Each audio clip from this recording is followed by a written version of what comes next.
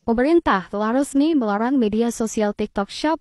TikTok Shop mau ditutup, kenapa harus ditutup? Jangan, kalau bisa jangan ditutup nih. Ini permasalahannya ada di satu titik, pasar ini berhenti beroperasi sejak tahun 2020.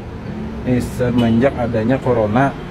Pas corona itu pasar ini sepi sekali, tidak ada orang naik ke atas. Ini lantai atas ya, lantai 2. Kalau di lantai dasar itu masih ada orang jualan.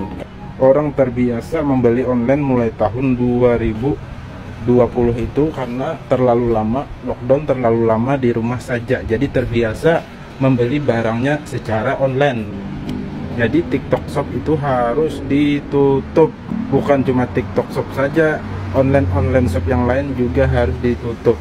Atau tetap buka tapi tidak boleh jualan tekstil, jualan fashion seperti pakaian atau jam tangan atau sepatu atau sandal, pokoknya yang sudah ada dijual di pasar.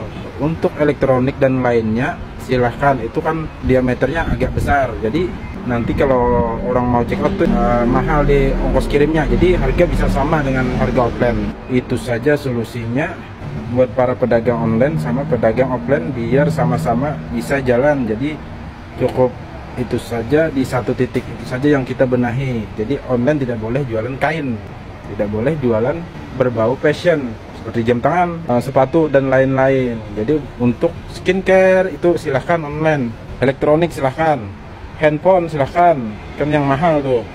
Sebelum corona pun, sebelum ada wabah pun pasar ini sudah sepi. Sejak adanya keranjang oranye itu tahun 2015.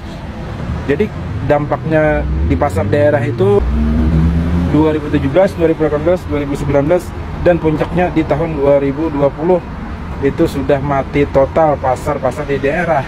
Infonya kan ini di Tanah Abang aja ya.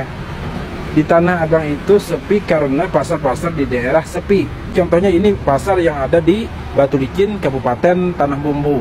Pasar ini beli barang di Banjarmasin. Dari sini ke Banjarmasin itu sekitar 250 km, sekitar 6 jam. Jadi kita di sini belinya harga partai itu di Banjarmasin. Banjarmasin itu belinya di Tanah Abang. Tanah Abang dari pabrik langsung gitu.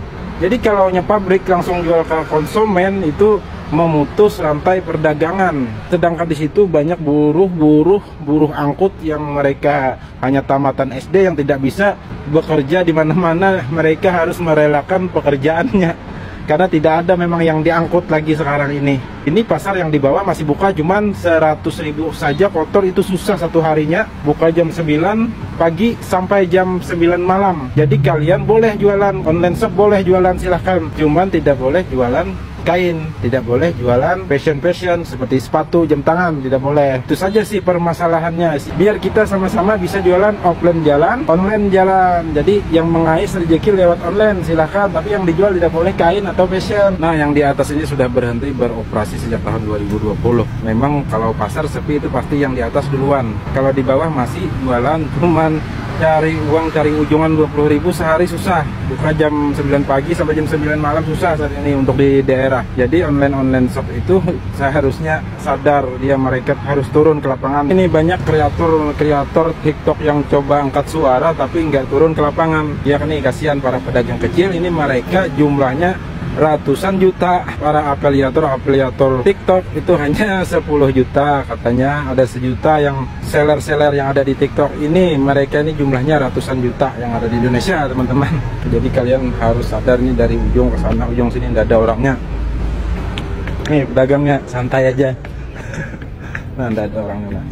Ini udah mati di atas. Dari sini sampai ke sana tidak ada yang berkunjung. Tidak ada yang berkunjung ke pasar ini, teman-teman. Ini pasar yang ada di daerah. Pasar yang ada di daerah ini kuncinya Tanah Abang. Kalau di Tanah Abang itu sepi. Itu baru-baru saja. Kalau di pasar di daerah mulai tahun 2020. Sejak tahun 2000, di bawah tahun 2020 itu, tahun 2017, 2018 itu sudah sepi. Sudah sepi, cuman belum berdampak ke Tanah Abang. Banyak dari mereka yang belinya di online langsung ke Jawa. tinggal nunggu paketan nih, di mana ada tempat penitipan paket, di situ tempat yang sepi. Sekarang di mana-mana ada tempat penitipan paket, sampai di atas gunung sana ada.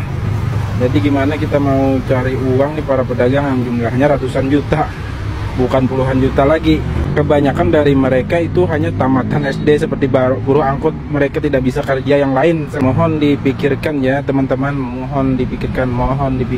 Nih, ini pedagang kita yang dari zaman dulu, zaman Soeharto dulu nih, yang kita bangun sekarang sepi. Yang dibelain yang baru-baru aja, seperti online shop, itu sangat tidak berimbang. Oke, itu saja dulu. Sekian, terima kasih.